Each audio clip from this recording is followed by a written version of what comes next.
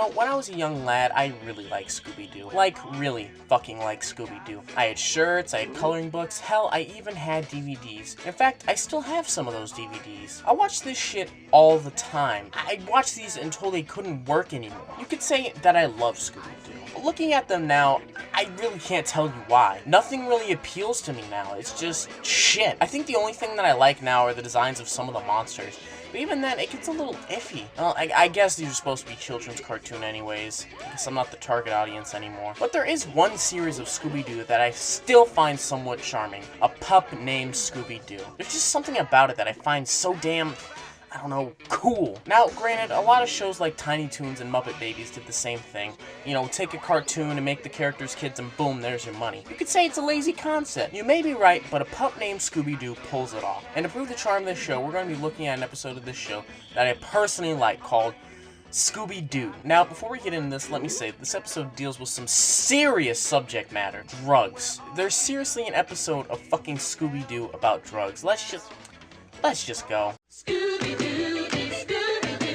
So this episode starts out with some narration. You can say that it's a crutch to have your character explain the situation directly and break the fourth wall. And you would be correct. It's just a kid's show. Shut the fuck up, you cunt. Okay. So Velma's aunt, who works at a marine institute, wants the kids to come and help her figure out who's been stealing her dolphins. But before the kids can get to that matter, a character to rival DW as the biggest cunt enters the room. His name is Red Herring. He's basically there to be a dick and to have someone for Fred to blame for every case. I mean, he may not be there as much as DW, but he's still fucking annoying. Oh, but at least he gets fucked up by a lobster. Good shit. So Velma's aunt explains the situation, and while she's doing so, the monster shows up and steals her last dolphin. The monster in this episode is kinda lame, though. It's just the Headless Horseman on a skateboard. So the gang starts looking for clues, and because Scooby and Shaggy are such pussies, the gang has to convince them to help. I mean, they've unmasked how many monsters, and they're still scared of this shit? At what point do they realize that it's always going to be a guy in a mask? I mean, seriously, every episode these two have to be bribed into helping with a fucking dog treat. Great friends, huh? So our actual Red Herring shows up. His name is Gnarly Charlie! And he doesn't like the Marine Institute because he can't get no gnarly waves. I know it's a mystery show, but every episode they have to have some random fag ass in the middle of the episode to make the audience think that the monster is going to be him. I mean, it's better than the old Scooby-Doo where the monster was always the guy at the beginning you forgot about, but I still think it's unnecessary to have a useless character like that. So the kids go look at the skate park for clues, and the guy that runs it is fucking checked out, dude. Look at him. Looks like a fucking kid on ADD medication. Like he's about to fall over. So the big thing that happens here is that he tells the kids that he doesn't know how to skate, but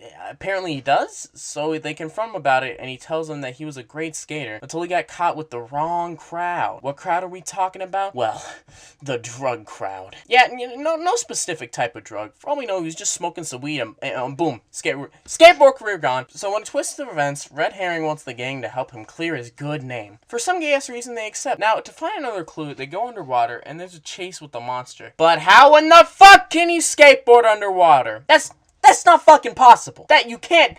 No, you can't do that. Now you're just floating on water. That's okay. So the kids find the dolphins, and they find out that they were being used to smuggle drugs. Wow. So they unmasked the monster, and it was the guy who owned the skate park. No fucking shit. Well, that was A Pup Named Scooby Doo. You know, Scooby Doo was a lot different back then, wasn't it? Nowadays, it's all WWE and fucking Kiss and all this stupid bullshit, them trying to work it into ads. But back then, Scooby Doo was just Scooby Doo, going on adventures and mysteries and shit. Watching old Scooby Doo was really fun, and I'm glad I got to do it. I hope you guys enjoyed this video, and I will see you Christmas Eve. Scooby-Doo.